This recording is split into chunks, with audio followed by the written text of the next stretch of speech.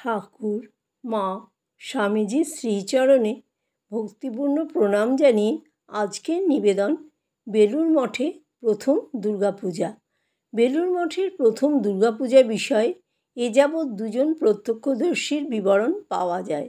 স্বামী শিষ্য সংবাদ প্রণেতা শরৎচন্দ্র চক্রবর্তীর কথা আমরা জেনেছি। অপরজন কুমুদবন্ধু সেনও ওই পূজার একজন প্রত্যক্ষদর্শী। তিনিও তার ডায়েরিতে ওই পূজার বিষয়ে লিখে রাখেন, কিন্তু দীর্ঘকাল তিনি তা প্রকাশ করেননি। 50 বছরেরও বেশি সময় ধরে সযত্নে সে ডায়েরি নিজের কাছে রক্ষা করার পর উদ্বোধন পত্রিকায় তিনি ওই পূজার বিষয়ে এক মনোজ্ঞ বিবরণ প্রকাশ করেন। 31শে আশ্বিন অর্থাৎ 17ই অক্টোবর বৃহস্পতিবার মঠের সাধু ব্রহ্মচারী শ্রী শ্রী দুর্গা প্রতিমা নৌকায় করিয়া মঠের ঘাটে তুলিলেন। ধীরে ধীরে যত্ন সহকারে ঠাকুর ঘরের নিচের দালানে প্রতিমা রাখা হইল। কিছুক্ষণ পরে প্রবল বৃষ্টি, আকাশ যেন ভাঙিয়া পড়িল। মঠের জমিতে উত্তর দিকে, যেখানে শ্রী রামকৃষ্ণের জন্ম মহোৎসবে এখন বৃহৎ নির্মিত হয়, সেইখানে সেবার শ্রী শ্রী দুর্গা প্রতিমার প্রকাণ্ড মণ্ডপ নির্মিত হইয়াছিল। জলঝড় হইলেও যাহাতে কোনো প্রতিবন্ধক না হয় সেইরূপ সাবধানতার সঙ্গে মণ্ডপটি তৈয়ারি করা হইয়াছিল। পয়লা কার্তিক অর্থাৎ 18ই অক্টোবর ষষ্ঠীতে বিল্বতলায় বোধন হইল। বিল্ব বৃক্ষমূলে পাতিয়া বোধন, গণেশের কল্যাণে গৌরীর আগমন। স্বামীজির কণ্ঠনিঃসৃত সেই গীত সকালের কণ্ঠে ধ্বনিত হইল। শ্রীসীমাও সেই দিন কলকাতা বাগবাজার হইতে অন্যান্য পরিজনবর্গ ও মেয়ে ভক্তদের লইয়া গঙ্গা তীরে নীলাম্বরবাবুর বাড়িতে আগমন করিয়াছিলেন। প্রতিমা মণ্ডপে আনা হইল। কলিকাতা হইতে বহু প্রাচীন ও নবীন ভক্ত আসিয়াছিলেন। মহোৎসব আরম্ভ হইল। শ্রী শ্রী জগজ্জননী দুর্গামায়ের আজ বোধন, অধিবাস ও ষষ্ঠাদি কল্পারম্ভ।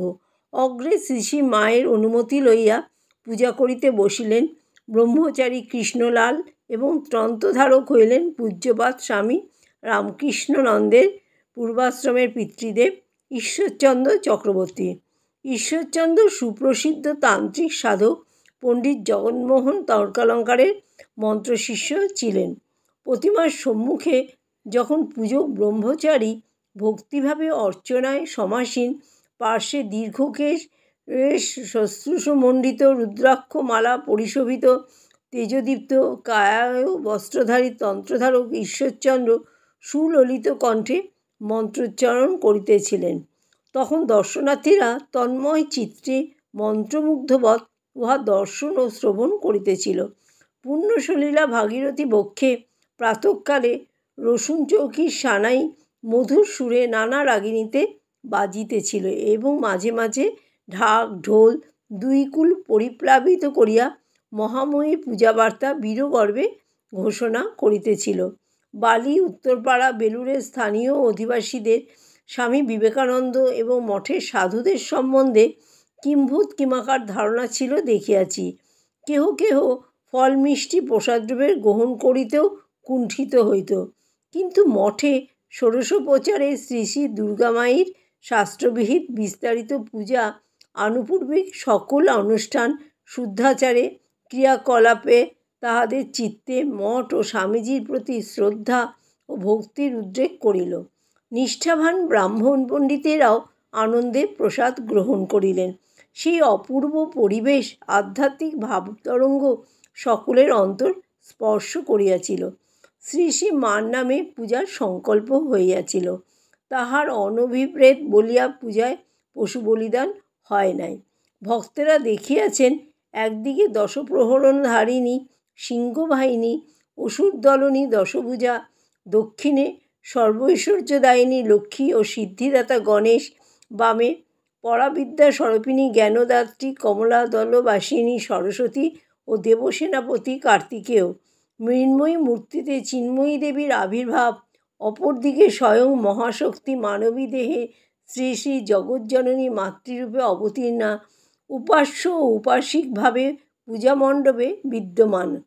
এই অপূর্ব ছবি দেখিয়া আনন্দরসে ভক্তদের হৃদয় পরিপ্লুত হইতেছিল। স্বামীজি মহাষ্টমীর দিন সহসা অসুস্থ হইয়া পড়িলেন। শ্রী শ্রী মায়ের কথায় আছে, বুসিমা বলিতেছেন, পূজার দিন লোকে লোকারণ্য হয়ে গেছে, ছেলেরা সবাই খাটছে। নরেন এসে বলে কি, মা আমার জ্বর করে দাও। ও মা বলতে না বলতে খানিক বাদে হাড় কেঁপে জ্বর এলো। আমি বলি, ও মা এ কী হলো, এখন কি হবে? নরেন বললে, কোনো চিন্তা নেই মা, আমি সেধে জ্বর নিলুম। এই জন্যে যে ছেলেগুলো প্রাণপণ করে তো খাটছে, তবু কোথায় কি ত্রুটি হবে, আমি রেগে যাব, বকবো, চাই কি দুটো থাপ্পড়ই দিয়ে বসবো। তখন ওদেরও কষ্ট হবে, আমারও কষ্ট হবে। তাই ভাবলুম কাজ কি, থাকি কিছুক্ষণ জ্বরে পড়ে, তারপর কাজকর্ম চুকে আসতেই আমি বললুম, ও নরেন এখন তাহলে ওঠ। নরেন বললে, হ্যাঁ মা এই উঠলুম আর কি, বলে সুস্থ হয়ে যেমন তেমনি উঠে বসল। মাতা পুত্রের এই কথাবার্তা আমাদের তখন অজ্ঞাত। সপ্তমী দিন সদানন্দময় পুরুষ স্বামীজিকে এদিক ওদিক প্রায়চারী গল্প ও হাস্যকৌতুক করিতে দেখিয়াছি। সমাহিত ধ্যানমগ্ন অবস্থায় শ্রী শ্রী দুর্গা মণ্ডপে বসিয়াছেন, কখনো গুনগুন স্বরে গাইতেছেন। রবিবার মহাষ্টমী, মঠে হাজার হাজার নরনারী পূজা দেখিতে ও পুষ্পাঞ্জলি দিতে আসিয়াছে। কেহ কেহ স্বামীজির দর্শন ও তাহার সঙ্গে আলাপ আলোচনা করিতে চাহিয়াছিল, কিন্তু শুনিল স্বামীজি দোতলার স্বীয় কক্ষে জ্বরে শয্যা গ্রহণ করিয়াছেন। তবুও চারিদিকে আনন্দের হাট চলিয়াছে। হাজার হাজার লোক বসিয়া প্রসাদ পাইতেছে। দরিদ্র নারায়ণদিগকে বিশেষ যত্ন করিয়া খাওয়াইতে হইবে, ইহা ছিল স্বামীজির আদেশ। পরদিন সোমবার প্রাতে সন্ধি পূজা। ভোর 6:30টার কিছুক্ষণ পর সন্ধি পূজা আরম্ভ। স্বামীজি পূজা মণ্ডপে আসিয়া বসিলেন। শ্রী শ্রী দুর্গা প্রতিমার পাদপদ্মে সচন্দন জবা বিল্বদলে পুষ্পাঞ্জলি দিলেন। কে বলিবে গতকালও তিনি অসুস্থ ছিলেন। উজ্জ্বল জ্যোতির্ময় সহাস্য মুখমণ্ডল ভাবগম্ভীরভাবে বসিয়া আছেন। যথাবধি কয়েকটি কুমারীর পূজা হইল। স্বামীজি একজনকে পূজা করিলেন।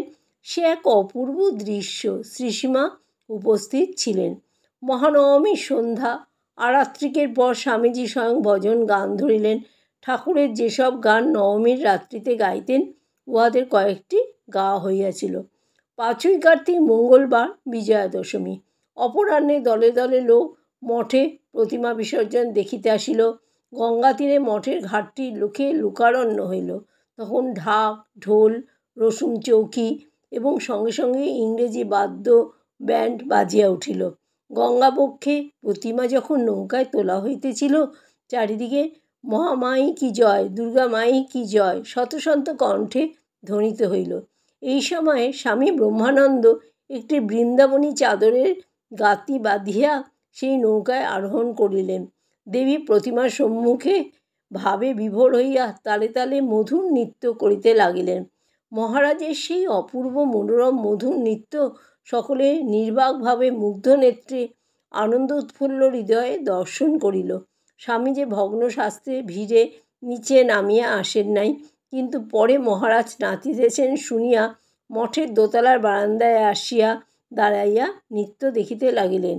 নৃত্য থামিলে চারিদিকে আবার ঘন ঘন উচ্চকণ্ঠে মহামায়ী কি জয়, দুর্গা মায়ী কি জয় ধ্বনি গর্জিয়া উঠিল। ভাগীরথী তরঙ্গভঙ্গে নাচিতে নাচিতে নৌকা চলিল প্রতিমার বিসর্জনে। পরদিন শ্রী শ্রী মা বাগবাজারে চলিয়া আসিয়াছে। আজও বেলুড় মঠে দুর্গোৎসব সেই স্মৃতি জাগিয়া ওঠে।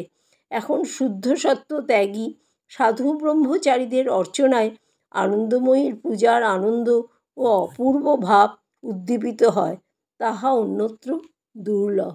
জয় ঠাকুর, জয় মা, জয় স্বামীজি।